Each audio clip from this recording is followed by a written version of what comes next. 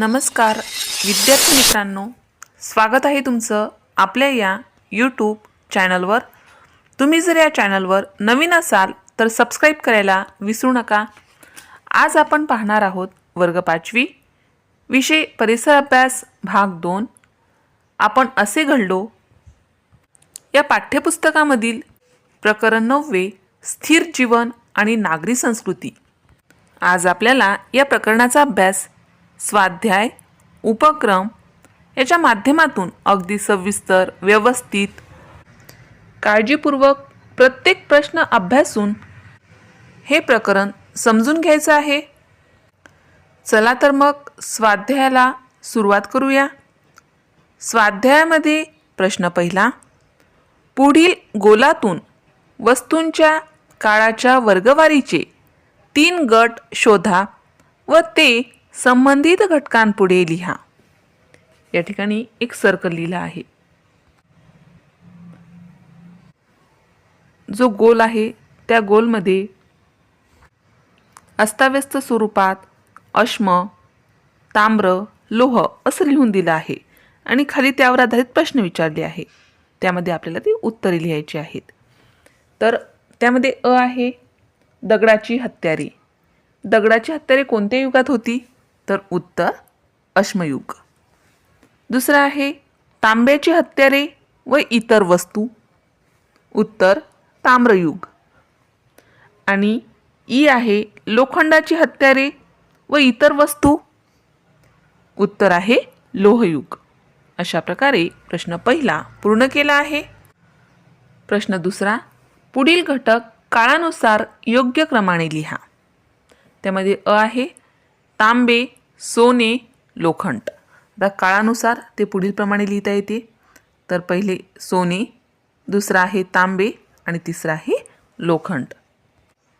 दुसरा आहे ताम्रयुग, लोहयुग आणि अश्मयुग।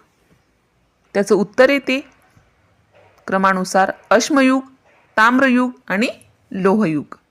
अशा प्रकारे प्रश्न दुसरा या ठिकाणी पूर्ण झाला आहे। प्रश्न तिसरा आहे पुढील घटनांचे परिणाम लिहा। पहिले आहे तांबे या धातूचा शोध। उत्तर मानवाला हत्यारे व अवजारे बनवता येणे शक्य झाले। आ आहे चाकाचा शोध। मातीची सुबक भांडी मोठ्या प्रमाणात तयार करता आली आणि व्यापार वाढला। ई आहे लिपीचे ज्ञान। त्याचा परिणाम बघा, व्यापाराच्या आणि उत्पादनाच्या कायमस्वरूपी नोंदी ठेवणे शक्य होऊन प्रत्येक संस्कृतीची आपापली वेगळी लिपी तयार झाली। अशा प्रकारे प्रश्न तिसरा पूर्ण केला आहे। प्रश्न चौथा आहे टिपा लिहा। त्यामध्ये अ आहे धातूचा वापर। उत्तर मानवाने हत्यारांसाठी आणि अवजारांसाठी केलेल्या धातूच्या वापरावरून ख्रिश्चन थॉमसन या अभ्यासकाने कालखंडाची अश्मयुग, ताम्रयुग आणि लोहयुग अशी वर्गवारी केली। मानवाने सर्वप्रथम सोने या धातूचा दागिने बनवण्यासाठी वापर केला, परंतु सोने निसर्गतः अति नरम असल्याने अवजारासाठी त्याचा उपयोग होत नव्हता।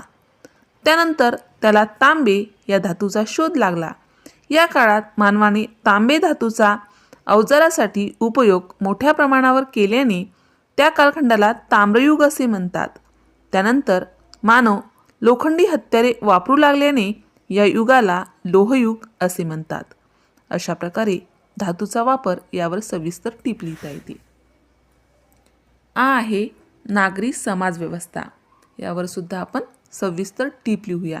तर उत्तर व्यापारातील भरभराट हे जगभरातील प्राचीन नागरी संस्कृतीचा उदय आणि विकास होण्यामागचे एक प्रमुख कारण होते, परंतु नागरी संस्कृतीचा पाया नवाश्मयुगातील कृषी संस्कृतीवर आधारलेला होता।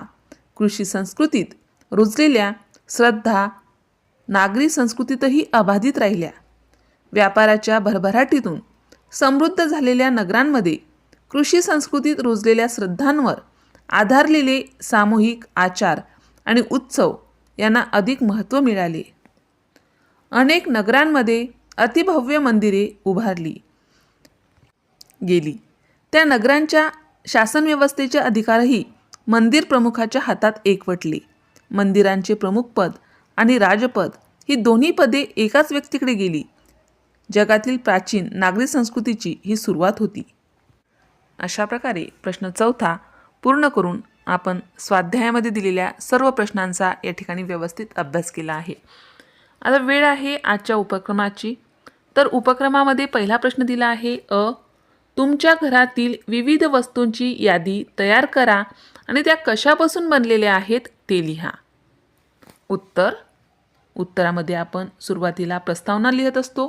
जेव्हा उपक्रमामध्ये प्रश्न असतात तेव्हा तर प्रस्तावना.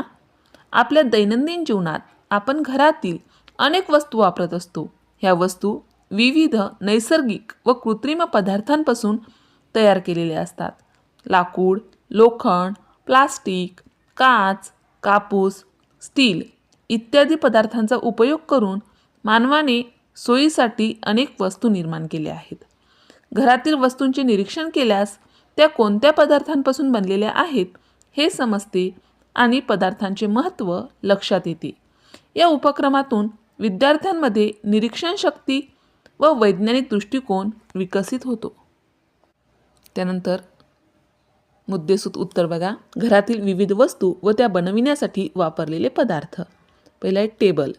टेबल लाकूड आणि लोखंडापासून तयार होते. खुर्ची लाकूड, प्लास्टिक. पलंग लाकूड, लोखंड. कपाट लाकूड, स्टील. भांडी ताटवाटी हे स्टील किंवा ॲल्युमिनियम. पाण्याची बाटली प्लास्टिक, स्टील. काच यामध्ये आपल्या घरातील ज्या भरण्या वगैरे आहे त्या काच जे ग्लास आहे ते काचापासून तयार होतात. दरवाजा लाकूड, लोखंड. खिडकी लाकूड, ॲल्युमिनियम. पडदे कापूस, रेशीम. वीज पंखा प्लास्टिक व लोखंड. बल्ब काच व धातू. टीव्ही प्लास्टिक, काच व इलेक्ट्रॉनिक भाग. मोबाईल प्लास्टिक, काच व धातू. चटई किंवा गालिचा कापूस, नायलॉन. निष्कर्ष. घरातील प्रत्येक वस्तू विशिष्ट पदार्थांपासून बनलेली असते आणि त्या पदार्थांच्या गुणधर्मांवर वस्तूंचा उपयोग अवलंबून असतो. मजबूत वस्तूंसाठी लोखंड व स्टील वापरले जाते तर हलक्या वस्तूंसाठी प्लास्टिक व कापूस वापरला जातो. यावरून पदार्थाचे महत्त्व व त्यांचा योग्य वापर समजतो. समारोप. या उपक्रमामुळे घरातील वस्तूंचे बारकाईने निरीक्षण करण्याची सवय लागते. तसेच नैसर्गिक साधनसंपत्तीचा योग्य व मर्यादित वापर करण्याची जाणीव निर्माण होते. भविष्यात पर्यावरणपूरक व पुनर्वापरयोग्य वस्तू वापरणे आवश्यक आहे हे या उपक्रमातून आपल्याला समजते.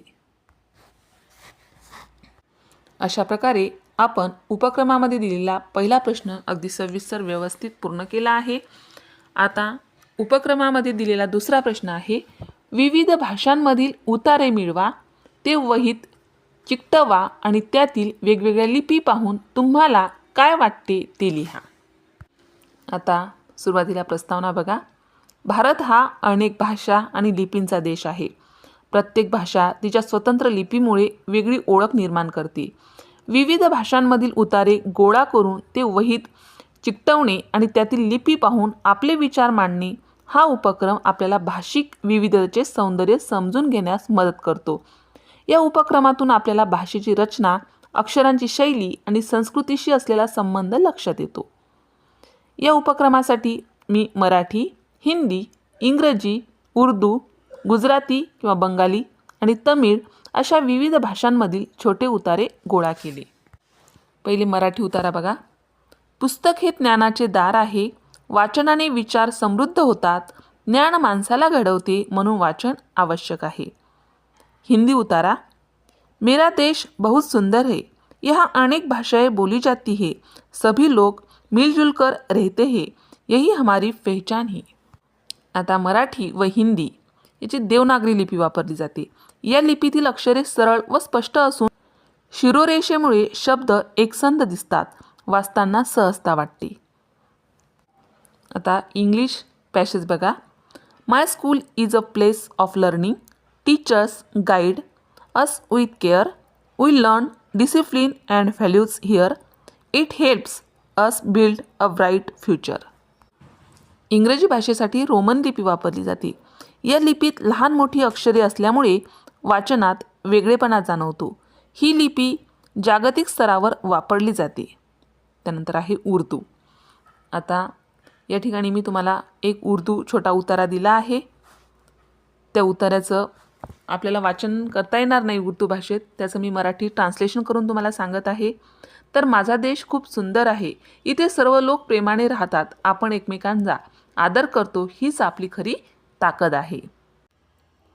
उर्दू किंवा नस्तालिक लिपी उजवीकडून डावीकडे लिहिली जाणारी ही लिपी खूप सुंदर व कलात्मक वाटते. अक्षरांची वळणे आकर्षक दिसतात. त्यानंतर एक गुजराती भाषेचा उतारा आहे. तर त्याचं आपल्याला लेखन आणि वाचन दोन्हीसुद्धा करता येत नाही.